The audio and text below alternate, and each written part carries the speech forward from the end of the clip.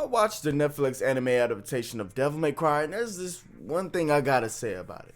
Now, before I give my opinion on it, it's not that bad. It's cool. It's something we didn't need, but we got it. But it's fine that it's there. It's not revolutionary or anything, and I don't think it's gonna make casual people go and play the games again. But for someone who actually knows the series and played the games before, I think it's more for those people, I guess. But it has elements where new people can come in, but they won't understand really what's going on and the items that are getting used and why these items are so important to the story at all until the end.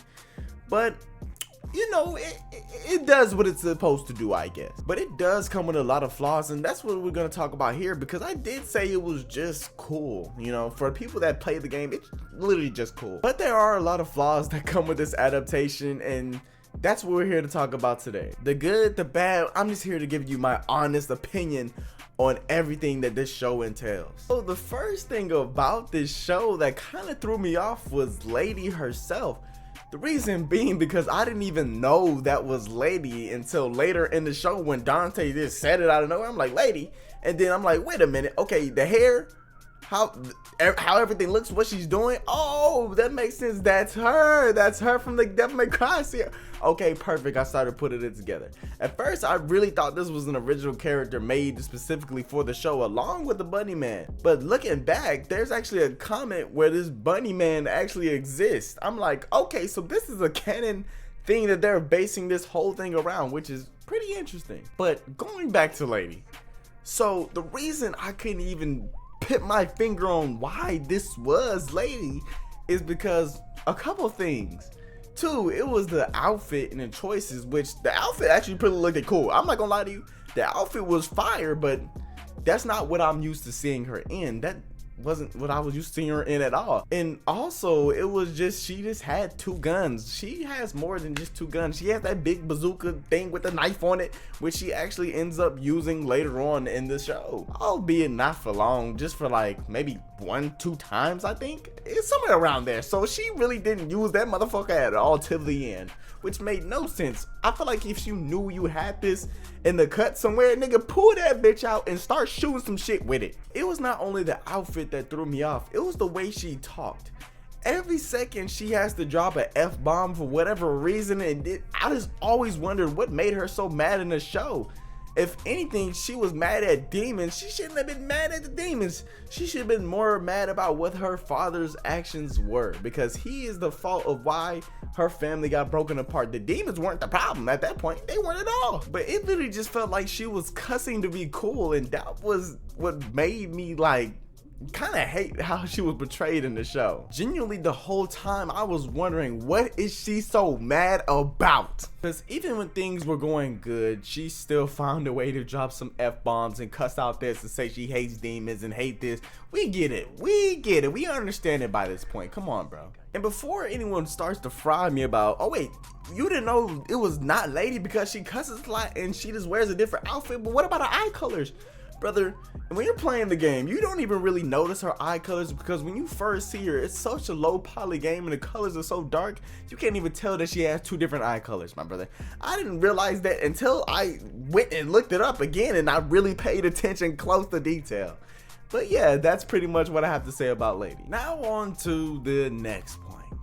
And this was actually pretty much a good thing. So the fight scenes are actually well choreographed and well animated, which was not really much of a surprise to me, because this is what Devil May Cry is about, action, and they did actually pretty well on that. Now, if you weren't satisfied by the action scenes, my brother, something must be wrong with you. Like, I seen a few people crying about certain things, like, Dante's way better than this, he can do this, blah, blah, blah. He can jump over the 50 feet in the air and do backflips and shoot niggas on the ground. Like, okay, we get it, brother. But in terms of wanting to tell a story, sometimes y'all gotta take that away from everything. Sometimes the writer just want to get from one point to another, and you gotta realize in this show, sometimes Dante just lets stuff happen to him because he can get away with it and be fine. Like, the main thing I see people crying about is, well, why Lady shot Dante in the leg and You know, he probably just wasn't even fucking caring or paying attention at that point, and he kind of just allowed it to happen. That's how I perceived it. It wasn't like, oh my god, he can just flash step, go around her, punch her in the face, grab a coochie, throw her in the air. Like, bro, it doesn't matter at that point. This is just purely for the writing of the show and to move the story forward in a different way where you can separate these two characters, not have Dante demolish everyone in a fraction of a second. So the people that are crying and saying, this is such a weak version of Dante, one, my brother, this nigga is a younger version of the character that we all know and love, which we've seen before. But two, this dude, even when he's getting pushed back and you feel like, oh my god, is he gonna lose?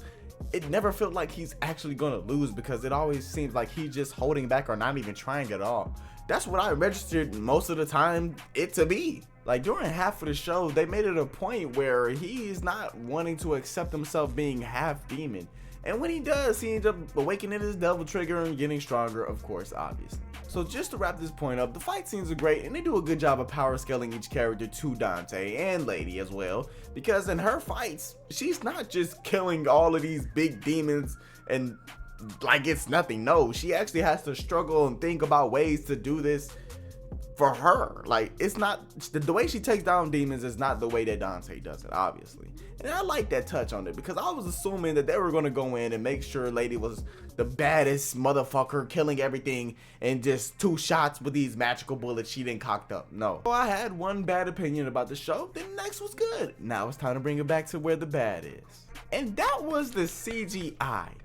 Like, they didn't need to use CGI in the show. If anything, they should have took more time to take that aspect away. And albeit in some shots is fine, when you get to the demons, like the demon brothers, the one with the wind and the fire, they were purely CGI animated and they looked so rough. And especially when Dante awakens his devil trigger for the first time, it's a 3D animation, and I didn't quite like how that looked on the screen. If anything, if you wanted some critics to be generous with this show, y'all should have had it fully 2D animated.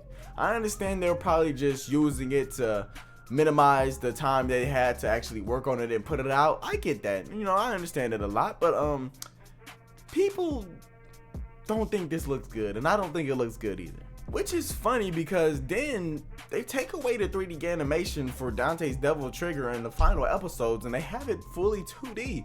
And I'm like, okay, why didn't they do this before? It didn't make sense to me, because the show would have looked a lot better without it. Again, for that, I see they just wanted to throw out the show as fast as possible.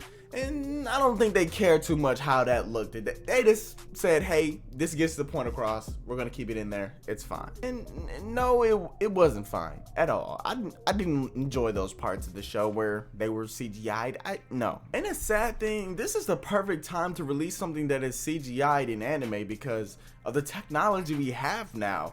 And we're able to make CGI actually look good in shows. So I don't see why they kind of made these CGI models so bland. Like, come on, you could have did way better than this.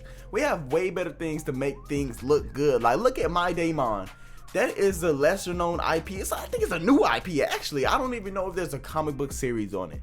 But they took their time in making their 3D animations look really good. And that's a show that is fully 3D animated, and I watched it from the start to end, and I didn't have a problem with the CGI or looks at all. So with the well-known IP being Devil May Cry, you should have went that little extra mile for those characters if you wanted to make them in 3D. But hey, with that being said, I'm not going to take too much of your time, so I'm just going to end the video right here. There is more things I could have talked about this in this video, but I'll leave that for another time. But again, you should probably go and watch this show for yourself and give it a fair chance, because that's what I believe all show deserves. A fair chance. But to wrap it up, just go ahead, like the video if you enjoyed, and subscribe, because you can see I'm a struggling YouTuber and I need some help.